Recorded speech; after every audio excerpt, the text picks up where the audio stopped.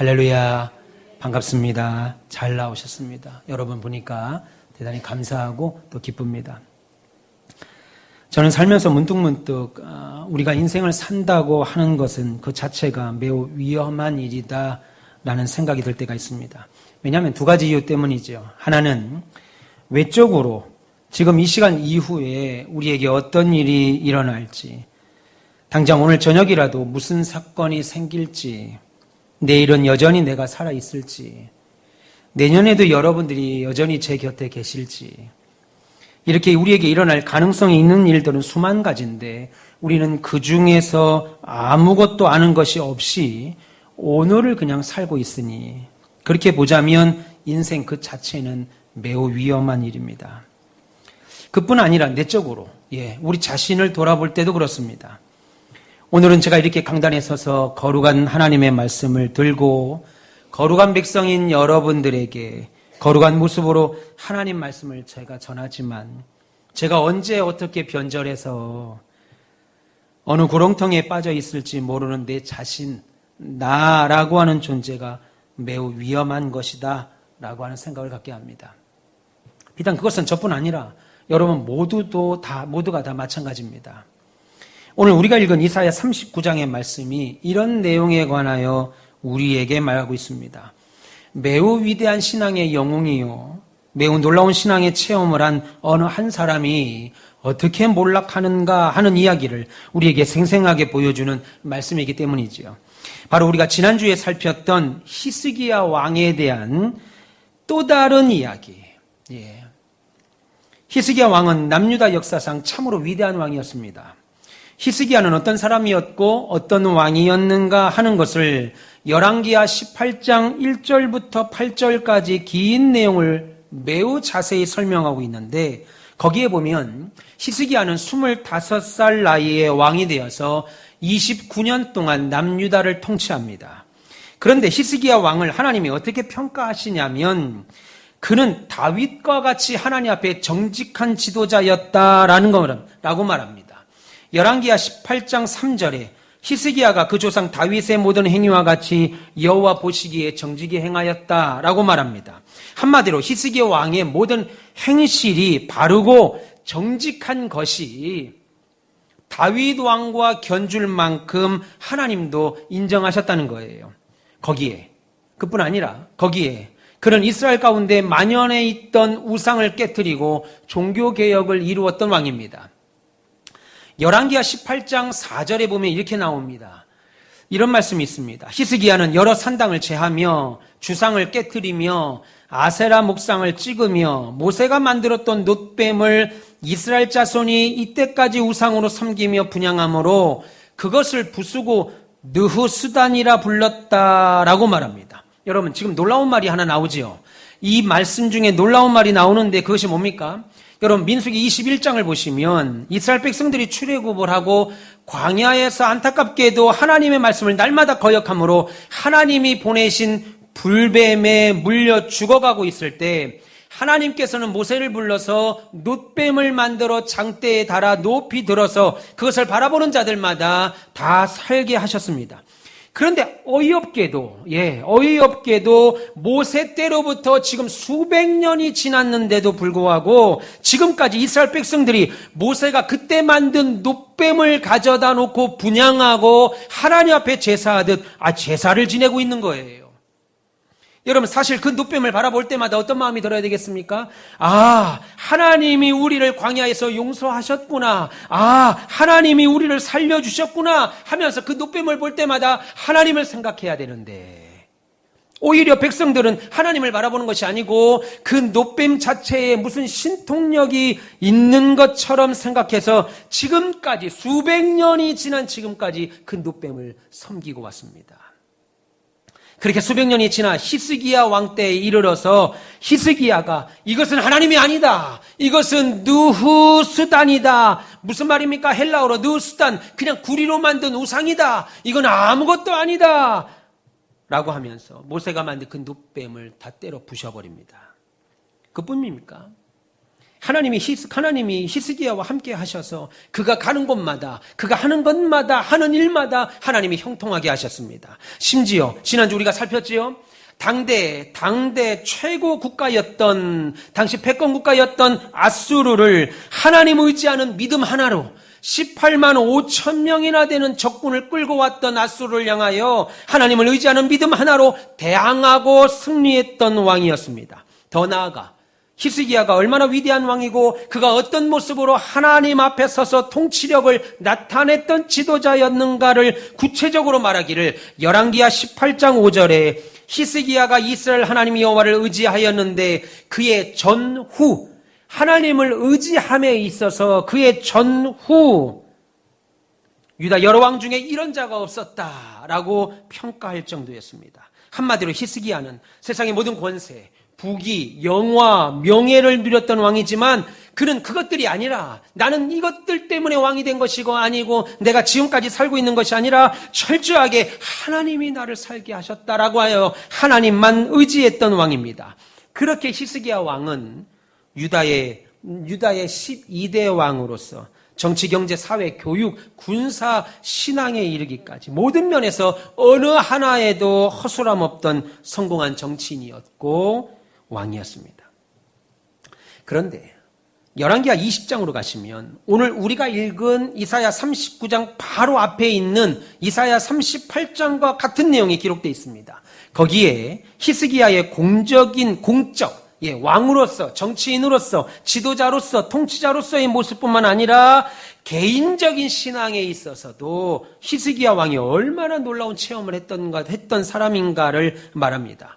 여러분, 오늘 우리가 읽으신 장면은 이사야 39장인데 한 장 앞에 이사야 38장 1절부터 8절까지를 쭉 보시면 이렇게 나라를 잘 다스리고 태평성대를 이루던 히스기야가 왕이 된 지 14년 만에 갑자기 원인을 알 수 없는 병에 걸립니다.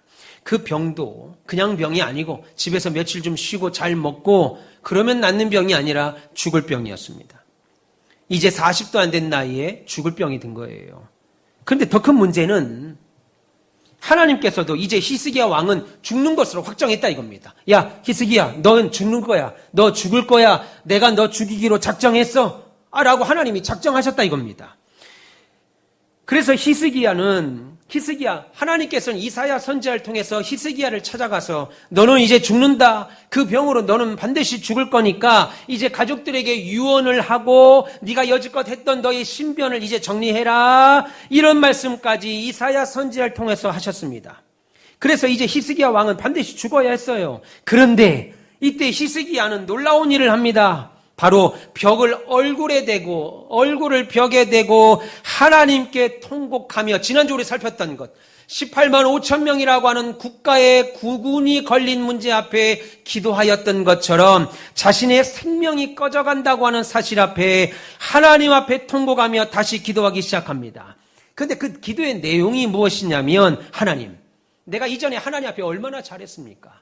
내가 이전에 하나님 앞에 얼마나 잘했습니까? 여러분, 얼마나 하나님 앞에 잘했다고 스스로도 생각했든지 감히 하나님 앞에 하나님, 내가 돌아보니까 하나도 내가 제대로 한 게 없네요. 목사가 돼서 장로가 돼서 집사가 돼서 권사가 돼서 이거 부끄럽습니다. 이게 아니고 하나님, 내가 지난날 하나님께 어떻게 했는지 하나님 아시죠? 그거 봐서라도 내 병을 좀 고쳐주시고 살려주세요. 이런 기도를 한다고요. 그런데 놀라운 것은 그 히스기야 왕의 기도를 들으신 하나님께서 이사야 38장 5절에 내가 너의 기도를 들었고 너의 눈물을 봤다 하시면서 그가 지금까지 왕으로서 살았던 14년에 한 해를 더 붙여서 15년의 생명을 연장시켜 주십니다. 그러자 히스기야는 여기서 더 나아가서 하나님 말씀이 그렇다면 그런 줄 알아야 되는데 하나님께 하나 더 표징을 구합니다. 하나님, 열왕기하 20장 8절부터 11절까지 히스기야가 이사야 선지자에게 말합니다. 선지자님, 하나님이 저 고쳐주시고 3일 뒤에는 이제 성전에 가서 예배도 하고 제사도 드릴 수 있게 내 병을 고쳐주신다고 하셨죠? 알겠습니다. 그런데 그러면 증거를 좀 보여주세요. 하나님이 그렇게 나를 살려주신다고 내 병을 고쳐주신다고 하셨으면 증거를 좀 보여주세요. 그러자 하나님은 해시계, 예, 해시계 아시죠? 해시계 위에 그림자, 해시계의 그림자를 10도 뒤로 미루게 하셨습니다. 10도 앞으로 가게 하려고 하니까 하나님, 해가 지면, 태양이 지면, 시간이 가면 태양은 당연히 그 해시계의 그림자는 앞으로 가는 거 아니겠습니까? 반대로 시간이 거꾸로 가도록 해가 뒤로 가도록 해주세요. 하나님께 이런 딜을 한다고요. 그러자 하나님께서 내가 너 반드시 살릴 거야. 그래, 네가 원하는 대로 하마. 그래서 태양을 뒤로 미루어서 10도의 그림자가 밀어갑니다. 여러분 생각해 보세요. 이런 초자연적인 기적을 베푸시면서까지 히스기야의 생명을 15년 연장시키는 약속을 보입니다. 그런데 한번 생각해 보세요. 히스기야, 여러분들 가운데 이런 체험을 한 사람이 있습니까? 이런 영적 체험을 한 사람이 있어요? 우리가 체험해 봐야 방언, 우리가 체험해 봐야 뭔가 좀 봤다 정도죠. 하나님이 여러분들에게 오셔서 너 반드시 죽일 거야. 그 뜻을 기도로 틀어버릴 정도가 아니라 태양계를 움직이셔서 하나님이 내가 너 살릴 거라는 것을 천체를 움직여 하나님이 허락한 그런 체험을 여러분들 가운데 하신 분 계세요? 없죠. 히스기야 왕은 공적으로도 하나님 앞에 엄청나게 쓰임받았지만 개인적인 영적으로도 일반인은 상상도 할 수 없는 체험을 했던 사람입니다. 그뿐 아니라 거기까지면 제가 오늘 설교 준비하면서 히스기야 왕이 참 얄밉기도 하고 부럽기도 하고 저를 다시 돌아보는 계기가 됐어요.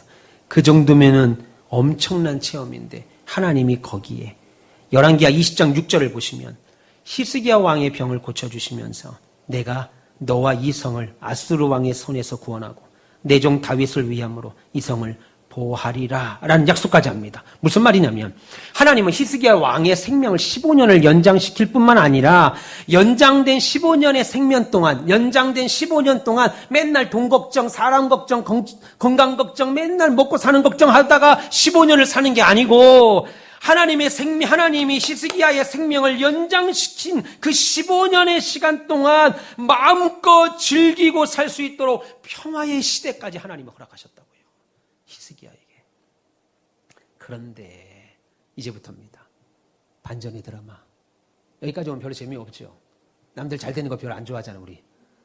이렇게 막 복받고 막 하면 별로 이렇게 감흥이 없으니까 절반이 지금 천국에 가셨네. 별로 감흥이 없습니다. 남들 잘 되는 건 뭐. 반전의 드라마가 이제부터 시작합니다. 여러분들이 좋아하실 이야기들이 시작해요. 히스기야 왕이 만사 형통의 복을 누리고 있을 그때 문제가 생깁니다. 오늘 우리의 본문인 이사야 39장 1절은 이렇게 시작합니다. 그때에 라는 말로 시작합니다. 여러분 그때가 언제입니까? 히스기야 왕이 병에서 낫고 생명이 연장되는 놀라운 은혜, 아수르의 18만 5천이라고 하는 엄청난 대군을 승리한 그때 그 말입니다. 그때 그 일 후에 그 말이죠. 그런데 그때 무슨 일이 생깁니까?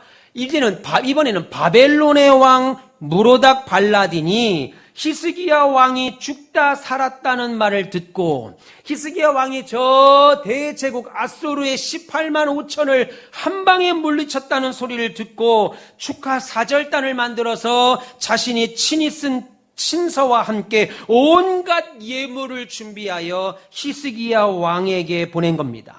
여러분, 그 당시에 바벨론이 어떤 나라였냐면 당시 최고의 힘을 갖고 있었던 나라가 지난주에 살폈던 아수르 제국입니다. 그런데 바벨론은 그 아수르를 대항하여 이제 막 일어나는 신흥 강국이었습니다. 그래서 바벨론은 히스기야가 18만 5천이라고 하는 아수르를 물리쳤어? 그래서 아수르를 물리치고 패권을 잡으려고 하는 야망으로 말씀드린 대로 히스기야가 18만 5천 명의 아수르 군대를 물리쳤다는 소문과 죽을 병에서 기적적으로 살아났다는 소식을 듣고 이걸 계기로 축하 사전을 보내어 남유다와 바벨론이 동맹을 맺기 위하여 히스기야 왕에게 축하 사절단을 보낸 거예요. 그래서 그 사절단이 지금 유다에 도착했습니다. 그러면 바벨론 왕 무로닥 발라단이 보낸 친서와 함께 많은 예물을 가져온 사절단을 보자 히스기야가 어떻게 했냐 이겁니다. 그것이 오늘 본문 2절입니다.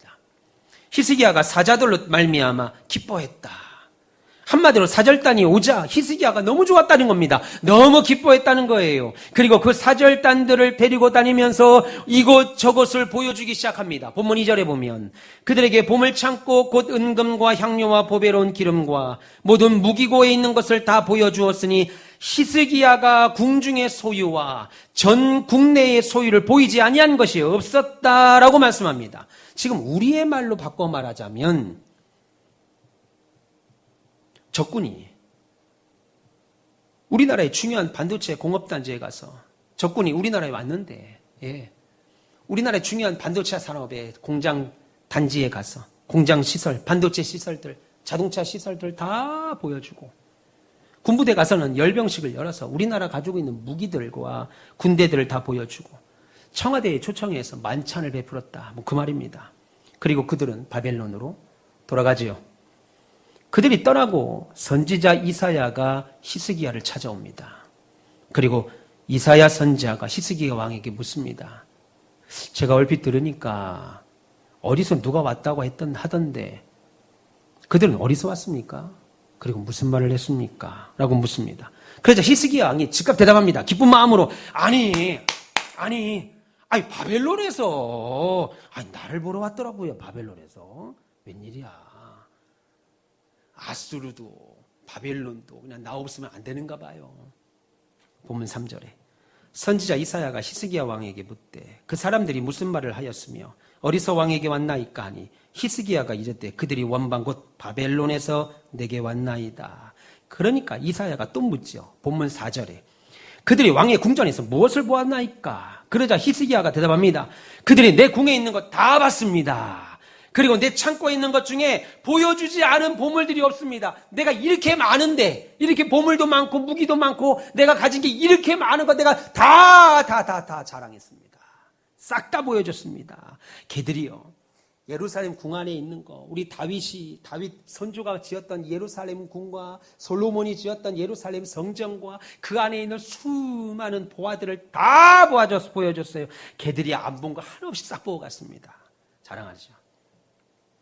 그러자 이사야 선지자가 정색을 하며 히스기야 왕에게 하나님 말씀을 전합니다. 그것이 본문 5절입니다. 이사야가 히스기야에게 이르되 왕은 만군의 여호와의 말씀을 들으십시오. 그러고 말하기를 시작하는데 본문 6절과 7절에 보라 멸망의 날이 이르리니 네 집에 있는 모든 소유와 네 조상들이 오늘까지 쌓아둔 모든 것이 바벨론으로 옮긴 바 되고 남은 것이 없으리라. 또 히스기야 왕에게서 태어난 자손들은 사로잡혀 바벨론 왕의 환관이 되리라 라고 했습니다. 여러분 지금 이사야 선지자가 히스기야 왕의 말을 듣고 화를 내면서 장차 있을 남유다의 멸망에 관한 하나님의 뜻을 전합니다. 뭐라고? 지금 당신 뭐라고 내게 말했냐? 네 궁전에 있는 걸 다 봤다고? 그래 그런 거야? 그러면 네가 네 궁전의 것이라고 그렇게 자랑스럽게 보여줬던 수많은 보물들 다 그 보물 모두가 우리 하나님께서 저 바벨론의 궁으로 싹 다 옮겨가게 할 것이다. 그리고 네 자손들은 하나같이 이 궁에서 살지 못하고 바벨론 궁에 끌려가서 다 내시가 될 것이다 라고 말합니다. 한마디로 다윗으로부터 세워진 남유다가 이제 바벨론에 의해 멸망할 것이고 백성들은 바벨론의 포로로 끌려갈 것이다 라고 하는 말이죠. 그러면 여기서 이제 우리가 의문이 하나 생깁니다. 여러분 대체 뭐가 문제예요? 히스기야를 축하하기 위해 온 사절단에게 자신이 갖고 있는 국고에 있는 보물들, 우리 경제력이 이 정도다, 우리 무기가 이 정도다, 내가 가지고 있는 능력이 이 정도다라고 보여준 것이 뭐가 문제냐 이겁니다. 왜 이사야 선지자는 히스기야 왕의 이 말을 듣고 이 무서운 저주와 심판의 선언을 하나님의 이름으로 하는 거예요? 그 이유는 이것입니다. 지금 바벨론 왕은 지금 떠오르는 나라가 유다인데 유다가 저 조그만 나라가 어떻게 저 아수르를 대항해 이길 수가 있지? 저 나라와 연합을 해서 힘을 합쳐 아수르를 물리치면 좋겠다 라고 하는 생각으로 협상을 위해서 온 사신들에게 사실 하나님이 보여주기를 원했던 것이 있었습니다. 히스기야 왕이 계속 말하는 대로 모든 거 다 보여줬죠. 이사야 선지에게 말합니다. 내가 가지고 있는 모든 거 다 보여줬습니다. 라고 말할 때 하나님은 히스기야가 보여줬으면 좋겠다라는 것이 있었습니다. 그것이 뭐냐면 한 가지만 빼고 다 보여준 거예요. 그것이 뭐냐면 바로 하나님을 보여주는 것만 빼고 나머지를 다 보여준 겁니다. 오히려 히스기야가 다 안 보여줘도 돼요. 내가 가지고 있는 금은 보화들, 짐승들, 내가 가지고 있는 엄청난 집들 안 보여줘도 됩니다. 오히려 보여주지 않고 한 가지, 내 나라를 지금까지 보호하시고 내 생명을 연장시켜 주신 누구요? 하나님만 보여줘야 되는데 오히려 하나님을 쏙 빼고 자기만 자기를 자랑하는 거, 나만 드러내는 거, 그것만 보여준 거예요. 이사야 선지자는 지금 이 일을 경고하고 있는 겁니다. 지적한 거죠. 여러분, 역대하 32장에 보면 어떻게 해서 히스기야 왕이 바벨론에 자랑스럽게 내놓을 만한 이 엄청난 보물들과 무기들을 가지게 됐는가? 누구 때문에 히스기야가 그렇게 영웅이 되고 그런 통치자가 되었는가를 말하는데, 그래서 바벨론의 사신들이 왔을 때 하나님께서 히스기야에게 무엇을 기대하셨는가? 재미있는 장면이 나옵니다. 여러분, 역대하 32장 27절부터 31절까지 보면요, 히스기야 왕이 얼마나 많은 은, 금과 보석들과 향품들과 온갖 보배로운 그릇이 많았던지 그 모든 재물을 보관하기 위하여 지금까지 있는 창고가 부족해서 새롭게 창고를 졌다 이겁니다. 우리 집에 있는 싱크대에도 그릇을 채우기가 남아있는데 자리가. 우리 집 싱크대 가면 그릇이 늘 자리가 아직 남아있다고. 근데 왕이 얼마나 많은 돈을 갖고 있든지 보석을 갖고 있든지, 보석함이 요만한 보석함이 아닙니다. 창고를 새로 졌다고요. 얼마나 많은 보석을 가졌든지. 또한 곡식과 새포도주와 기름이 얼마나 많았던지 그것을 보관하기 위해서도 창고를 새로 졌습니다. 심지어 히스기야 왕실이 갖고 있던 양떼와 소떼를 위한 외양간과 축사를 만들었는데요. 그 규모가 어느 정도냐면 그냥 외양간 한두 채, 그냥 축사 한두 채 정도가 아니라 그 가축을 키우기 위하여 외양간과 축사를 지었더니 도시 하나가 됐다라는 거예요. 외양간과 축사를 지었더니 시흥시가 된 거예요. 시흥시. 시흥시에 건물을 졌더니만 그게 다 히스기야 왕의 양과 소떼를 넣는 축사라 이겁니다. 여러분, 그래서 역대하 32장 27절에 히스기야가 부와 영광이 넘쳤다 그렇게 말합니다. 한마디로 히스기야 왕이 엄청난 부와 권세를 가진 것은 히스기야가 노력하고 애써서 된 게 아니라 이겁니다. 하나님이 주셨기 때문에 됐다는 거 말하는 거예요. 그뿐 아니죠. 히스기야가 기온의 윗샘물을 막아 아래로부터 다윗성 서쪽에까지 끌어들였으니 그의 모든 일에 형통했다. 이게 무슨 말이냐면 하나님이 히스기야와 함께 하심으로 히스기야의 땅이 영토가 넓어졌다 이겁니다. 돈도 많아. 전쟁만 하면 다 이겨서 영토는 계속 확장돼. 정치도 잘해. 종교개혁도 이루어. 부족함이 없다 이겁니다. 히스기야가. 그래서 히스기야를 통해서 하나님이 형통하게 하셔서 그 영토가 넓어졌다고 말하는데 놀라운 장면이 31절에 이렇게 말합니다.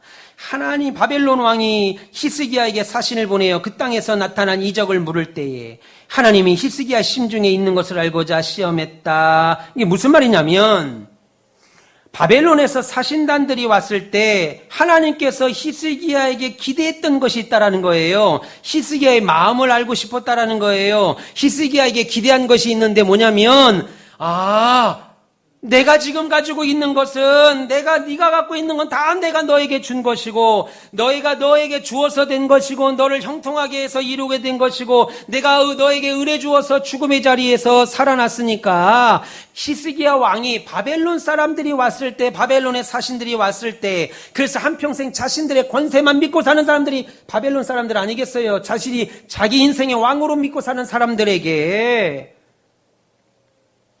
우리 히스기야는 이 모든 것을 하나님이 주셨고 하나님이 하셨다는 말을 어떻게 할까? 하나님이 내심 기대하고 봤다 이겁니다.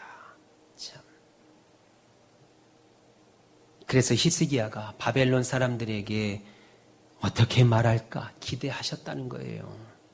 그런데 히스기야는 하나님만 쏙 빼고 자신이 돋볼 일만 했다 이겁니다. 하나님이 건강 주셔서 사업을 하고 직장을 다니는 건데 내가 그렇게 열심히 좋은 거 먹으니까 건강하지. 내가 헬스 다니고 내가 조심하니까 사고 안 나지. 내가 아침부터 나가니까 이거 이 정도 누리지. 내가 젊은 시절부터 그렇게 애쓰고 노력하니까 지금 내가 풍경채 살지. 리슈빌 살지. 내가 젊은 날 딴 생각했어봐. 내가 지금 리슈빌 사겠는가. 105세 아파트 있지. 하나님이 주신 거 생각 안 하고 내가 해서 이렇다니까. 내가. 주변 사람들이 와서 아이고 어떻게 이렇게 좋은 집에 이사 왔어. 아이고 우리 남편이 그때 청약 그때 안 넣었으면 어떡할 뻔했어. 그때 청약 넣어가지고 지금 우리 이게 된 건데. 아니 내 자식들이 그때 학원 보냈더니 아유 말썽 안 부리고 똘똘하게 열심히 공부한 결과 아니 내 자식들이 취업해서 그렇게 열심히 한 결과 지금 그리고 그 정도 타고 다니고 그 정도 집에 사는 거야. 이런 소리 한다 이겁니다. 하나님이 우리에게 거는 기대가 서집사님에게 거는 기대가 서집사님 어떻게 그렇게 잘 됐어요? 하나님이 하셨죠. 하나님이. 나 한 거 하나도 없어요. 하나님이 다 주신 거예요. 이 말을 기대하는데 우리는 하나님을 쏙 빼고 내가 얼마나 애쓴 줄 알아? 나 이거 얻으려고 얼마나 죽을 똥 싼 줄 알아? 그거 했다 이겁니다. 그거. 그러니 당연히 감사가 안 나오죠. 당연히 감사가 안 나오죠. 맥주절 한 주 앞에 두면 어떤 놈이 맥주절을 또 만들어가지고 1년에 감사절 한 번이면 되는데 이건 또 헌금을 또 얼마나 해야 되는 거야? 헌금 한 번 더 하는 절기처럼 감사 안 한다 이겁니다. 왜요? 하나님이 주셨다고 생각 안 하니까 내가 열심히 노력한 결과 우리 부부가 열심히 서로 싸우지 않고 사랑한 결과 지금 누린다 이겁니다. 근데 하나님은 우리에게 기대하는 게 그게 아니고 제가 다른 사람들한테 뭐라고 말하지? 저 권사가, 저 집사가, 저 목사가, 저 장로가 다른 사람한테는 뭐라고 말할까? 기대한다고 이렇게 기대한다고. 그랬더니 기대한 대로 말이 안 나오고, 전혀 다른 말이 나오는 거예요, 지금 히스기야가. 근데 오늘 본문을 보세요. 재밌는 것이 나옵니다. 이사야 선지자는 히스기야 왕에게 세 가지를 묻습니다. 첫 번째는요, 그들이 와서 무슨 말을 했습니까? 둘째는 그들이 어디서 왔습니까? 그리고 마지막은 그들이 뭘 보고 갔습니까? 세 가지를 묻는데 히스기야 왕은 첫 번째 질문은 그냥 못 들은 척 넘어갑니다. 그리고 두 번째, 세 번째만 대답을 합니다. 에어컨 온도를 좀 낮춰주세요. 첫 번째 질문이 뭐예요? 바벨론 사람들이 무슨 말을 했습니까? 한마디로 그들과 무슨 대화를 했습니까? 이 말이죠. 여러분, 히스기야 왕은 바벨론 사신들과 무슨 말을 했을까요? 바벨론 사람들이 히스기야 왕에게 뭐라고 했을 것 같습니까? 그 당시 시대적 상황이나 유다의 명분으로, 유다에 온 명분으로 보나 뭐 이런 말 했겠지요. 성경에 나오지 않지만 상식적인 거니까 성경에 기록 안 하는 겁니다. 목사님 성경에도 없는 말을 막 상상으로. 여러분 이건 당연히 상식적이니까 성경에 기록하지 않은 거예요. 뭐라고 했겠어요? 히스기야 왕이요. 당신 진짜 위대한 통치자입니다. 어떻게 저 18만 5천 명이나 되는 아수르를 이긴 거예요? 어떻게 그들과 싸워서 이렇게 영토를 날마다 늘 확장해 갑니까? 어떻게 이렇게 금은보화가 많고 가축이 많아서 나라가 이렇게 부강합니까? 폐하의 통치력이 참으로 위대합니다. 우리 바벨론과 손잡으면 앞으로 폐하의 앞날이 더 탄탄해질 겁니다. 그리고 우리가 듣기로 당신이 죽을 병에 들렸다는데 기도로 나았다는 소문을 듭니다. 역시 우리 왕의 기도빨이 진짜 짱이야. 폐하는 어떻게 기도 능력도 대단해서 이렇게 기도할 때 죽을 병도 납니까? 그런 얘기 안 했겠어요. 당연히 성경에 기록하지 않아서 알 수 없지만 이거는 상식적인 겁니다. 그래서 히스기야는 아무리 자기가 생각해봐도 이런 얘기들을 다 이사야 선지자에게 말하기가 좀 민망하니까 첫 번째 질문을 대답을 안 하는 거죠. 그런데 하나님을 보여줘야 될 그때 우상을 섬기지 못하도록 종교 교육을 했던 자신이 오히려 자신을 섬기게 하는 그 일에 빠지는 죄를 범하고 맙니다. 하나님의 은혜로 다시 살아난 사람이 그 일이 마치 자기의 기도나 혹은 자신의 힘으로 이룬 것처럼 말하고 싶은 유혹에 빠지지요. 이것이 문제였습니다. 하나님의 은혜로 살고 있으면서 하나님이 형통케 하셨고 복 주셔서 영웅이 되었으면서 마치 그 영광 내가 만들어낸 것처럼 내가 뜨고 싶었던 거예요. 그래서 오늘 본문을 보면 온통 내게 왔습니다. 내 궁전에 있는 것을 봤습니다. 내 창고에 있는 것을 보여줬습니다. 내가 계속 자신을 두각시키죠. 여러분, 아마 어쩌면 우리의 가장 큰 문제가 이겁니다. 내가 하나님의 은혜로 살았으면서도 내가 만들어낸 것처럼 하나님이 복 주셔서 우리 교회가 예배당을 짓고 교회가 커지고 교회가 할 일들을 하고 있으면서 우리 교회는 대단한 능력이 있어서 이런 일을 하는 특별한 교회인 것처럼 생색내는 교회는 그런 일과 자기를 드러내는 일에 마음을 쏟는 이 시대가 됐죠. 교회들마다 주보 한번 보세요. 홈페이지 보세요. 우리 교회는 이러이러한 일들을 합니다. 큰 교회, 우리 노예에도 큰 교회 홈페이지를 한번 보고 나면 운명 기주고 우리도 이런 일을 해야 되는데 대반입니다.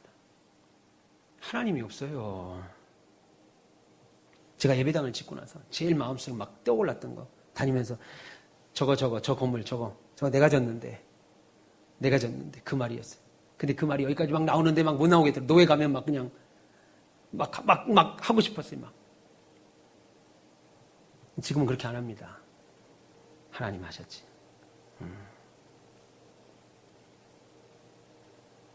저 여러분들도 우리 가은빛교회도 그런 모습에 빠지지 않도록 조심하셔야 됩니다. 앞으로 더 많은 성도 주셔서 더 큰 하나님의 일을 감당할지라도 그리고 여러분들의 사업이나 가정이 더 잘 안정되고 복을 받아 더 좋아질지라도 하나님이 다 하신 것이고 하나님이 주신 것이라는 고백이 여러분들의 입에 있으셔야 돼요. 그렇게 하는 것이 오히려 우리 교회와 우리들이 가지고 있는 가장 큰 능력입니다. 아니, 이 땅의 모든 신자들이, 모든 교회들이 그렇게 해야만 해요. 그런데 그렇지 않고 우리가 이렇게 했더니 우리가 이렇게 유명해졌다. 우리 교회가 이런 일을 하니까 이렇게 부흥했다. 내가 이렇게 했더니 우리 가정에, 우리 사업장에 이런 복이 생겼다라고 나를 부각시키고 작은 일에도 생색내는 일이 자연스러운 이 시대에 우리들만은 그런 일에 생색내지 마시고 오히려 당당히 해야 될 줄 알고 하나님만 바라보며 가는 그런 모습이 하나님이 기뻐하시는 줄 믿습니다. 제가 어릴 때 아버지가 목회하실 때 상가교회에 부흥회를 하잖아요. 그러면 유명한 아버지는 성도들에게 조금 더 좋은 말씀을 좀 전해주려고 유명한 부흥 강사를 막 모십니다. 그럼 부흥 강사가 와서 막 오만 자랑을 하죠. 내가 예배당을 짓고, 내가 지금 수천 명을 목회하고, 내가 타고 다닌 차가 수입차고, 뭐 내 땅이 산에 어른 땅이 있고 별장이 있고, 뭐 오만 이야기를 쭉 하십니다. 그럼 성도들 마음속에 그럼 마지막에 이거 하나님이 주셨습니다라고 살짝 얽혀요. 그럼 우리 성도들이 그걸 보고 막 은혜를 받고 할렐루야 우리도 그렇게 돼야 되겠다라고 하지 않냐고 전부 다 시험에 들어요. 그러고 아버지를 바라보면서 우리 목사는 능력도 없어가지고 목회를 요꾸라지로 하고 있고 서로 보는 거죠. 우리 장로는 능력도 없어서 헌금도 이꼬라지로 하고 있고 마음 막 상처를 받는다고요. 왜 그러겠어요? 왜 그러겠어요? 무용담을 풀고 가서 그래요. 내가 했다 이겁니다. 내가 이렇게 했더니 우리 교회가 부흥하고, 내가 이렇게 했더니 우리 교회 저기 하고, 내가 이렇게 했더니 이렇게 하더라. 그러니까 우리가 그렇게 하지 못하는 우리를 볼 때 막 낙심이 되는 거예요. 그래서 제가 헌신 예배 가면 교회 예배당 짓고 뭐 이런 얘기 한마디도 안 합니다. 네, 그런 얘기 안 해요. 오히려 하나님 말씀만 전하고 옵니다. 여러분, 오늘 히스기야 사건이 우리에게 무엇을 말하는가? 세 가지를 우리에게 분명히 말하지요. 첫째는 우리 인간이 얼마나 연약한 존재인가 하는 겁니다. 히스기야는 악한 사람이어서 그렇게 했던 것이 아닙니다. 정말 히스기야는 못돼 먹은 원래부터 나쁜 인간이어서가 아니에요. 누구보다도 하나님 편에 서 있던 사람이었습니다. 하나님을 의지했던 사람이고 하나님께 정직히 행했던 사람입니다. 종교 개혁을 이뤘던 신앙의 영웅이고 죽음 앞에서 하나님의 특별한 은혜를 체험했던 사람입니다. 그럼에도 불구하고 내가 인기를 얻고 내가 인정을 받고 내가 높임을 받을 수 있는 기회가 딱 오니까 자기도 모르게 자연스럽게 그것을 덥석 물어버린 거죠. 히스기야가 나빠서가 아니라 인간은 다 그런 거라고. 인간은 그래서 위험한 존재라고 조심하고 또 조심해야 된다고 오늘 본문 우리에게 말하는 겁니다. 두 번째는 우리에게 말하고자 하는 것은 그럼에도 불구하고 하나님은 놀라운 긍휼과 은혜로 우리를 여전히 붙들고 계시다는 겁니다. 여러분, 우리가 잘못하거나 우리가 죄를 지면 하나님이 불안해하실 필요가 없지요. 그냥 장부에 적어놓고 제가 하나님이라면 그냥 장부에 적어놓고 나중에 염라대왕처럼 지옥에 그냥 보내버리면 돼요. 그런데 하나님은 오히려 당신이 더 못 견디어서 선지자를 통하여 경고하고 그렇게 하지 말라고 이야기하고 용서하시고 다시 돌아오라고 하는 하나님의 긍휼하심이 우리 가운데 있습니다. 돌아가시면 돼요. 돌아가면 되고 회개하면 됩니다. 하나님 앞에 잘못했다라고 말하면 됩니다. 세 번째, 우리에게 본문이 요구하는 것이 뭐예요? 과거에 어떤 은혜 체험을 했든지, 목사님 내가 옛날에 이런 체험을 했습니다. 과거에 어떻게 충성되게 하나님을 높이며 살았든지 간에 오늘 얼마든지 내가 나를 높이고 내가 하나님이 되고 싶은 그런 위험한 곳으로 갈 수 있는 사람이라고 말씀하는 겁니다. 여러분, 오늘은 믿음을 잘 지켰고, 오늘은 은혜 가운데 체험을 했고, 오늘은 신앙의 영웅이어도 여러분, 내일은 얼마든지 내가 하나님 되어서 생색내고 내 것이라고 말하고 내가 이루었다고 하고 나를 높이고자 하는 자리로 떨어지게 될 수도 있습니다. 그래서 여러분, 우리는 그런 위험성을 가지고 있는 매우 위험한 존재들이라는 것을 기억하고 거기서 벗어나려 끊임없이 조심하고 또 조심하라 라고 말하는 겁니다. 역대하 32장 25절에 히스기야 왕이 이런 행동을 한 것을 두고 성경은 뭐라고 말해요? 그가 병고침 받은 이후로 마음이 교만하여졌다. 그렇게 말합니다. 더 이상 얻을 게 없는 거예요. 세상의 모든 권세와 부귀 영원을 다 거뒀는데 하다못해 여러분 영적 체험까지 한 겁니다. 태양의 그림자가 10도가 뒤로 밀어가는, 여러분 이런 경험 해본 적 있어요? 없습니다. 이런 경험까지 하니까 내가 하나님이 된 거죠. 히스기야 왕이 하나님이 주신 특별한 은혜를 잃어버리고 오히려 자기 자신을 높인 겁니다. 나는 하나님께로부터 이런 특별한 생명을 연장받는 이런 특별한 존재, 나는 보통 사람이 아니야 라고 하는 교만에 빠진 거죠. 그 대가로 남유다가 결국 바벨론에 의해 멸망당하고 히스기야가 생명이 연장된 15년 사이에 낳았던 아들 므낫세도 아스루 왕에 의하여 바벨론에 끌려가고 그의 자손들 여호야긴 왕, 시드기야 왕 역시 바벨론으로 끌려가는 비극을 맞게 됩니다. 사랑하는 가오미스 벨름 여러분, 성경에서 죽었다 살아난 사람은 꽤 많이 있습니다. 근데 죽기 직전 이처럼 생명의 수환을 더 연장시켜 주신 특별한 은혜를 받은 사람은 히스기야 외에는 아무도 없습니다. 그 정도의 특별한 은혜를 입었으면 어떻게 했어요? 새 사람처럼 살아야 되는데 히스기야는 그렇지 못했습니다. 물론 우리도 이 잘못을 저지르기 쉽습니다. 여러분, 우리가 매일 아침 일어날 때마다 오늘이 하나님께서 연장시켜 주신 소중한 시간임을 기억하면서 진실로 감사하고 하루 일과를 시작하십니까? 오늘 아침에 눈을 떴는데 이건 하나님이 내게 주셨구나. 오늘 하루도 하나님이 내 생명을 연장시켜 주셨구나. 너무 감사하다 하시면서 일과를 시작하십니까? 어쩌면 오늘도 살아있다고 하는 이 특별한 은혜를 그저 당연한 일로 여길지도 모르겠습니다. 오늘도 내게 연장시켜 주신 이 생명의 날을 선한 일에 섬기는 기회로 사용하시길 바랍니다. 언제 우리의 생명이 끝날지 몰라요. 그런 여러분 생명이 있을 때 제발 원망하고 불평하지 마시고 오히려 하나님께 감사하십시오. 여러분 입에는 원망 불평하지 마세요. 여기 계신 분들 가운데 제가 제일 가난합니다. 여기 계신 분들 가운데 제가 제일 못 먹고 살아요. 윤영원 집사님이 점심 안 사주면 내가 점심 얻어먹을 때도 없어요. 어제 누가 나한테 그러시더라고요. 목사님, 소고기 한 번도 안 드셔보셨어요? 네, 안 먹었는데요? 웬일이야? 그러시더라고요, 나한테. 여기 계셔서 내가 눈을 못 쳐다보겠습니다. 자기는 집사님이, 장로님이, 전에 있던 교회에서 권사님이 소고기 꽃등심으로 3점에 5만원짜리가 있대. 3점. 3근이 아니고 3점. 3점에 5만원인데 그거 안 드셔봤냐고. 난 소고기 못 얻어본 적이 없고 맨날 먹는 건 삼겹살만 얻어먹는데요. 웬일이야. 목사님 목회를 하면서 이렇게 예배당까지 짓는데 소고기 한 번 대접받으신 적이 없어요? 내가 사업장 신방은 이번 달부터 시작하려고 그러는데 이번 소고기를 좀 먹어야 되겠어요. 준비하세요. 좋은 옷 입고 좋은 차 타시고 좋은 집에 사시잖아요. 그럼 여러분 입에서 원망 불평 이제 그만하시고 감사하십시오. 감사하세요. 그냥 발 둥둥둥둥둥둥둥둥 구르지 마세요. 그런 거 하지 말고 대범하게, 대범하게 하나님이 주시는 거 확인하시고. 맥주절 한 주 남았습니다. 1년을 전반기를 돌아보시면서 하나님이 특별한 은혜 주신 줄 알고 그 소중한 여러분이 남은 사는 날 동안 계속되는 동안 하나님을 기쁘시게 하는 거룩한 은혜 있으시기를 신자 되시기를 주님의 이름으로 축원합니다.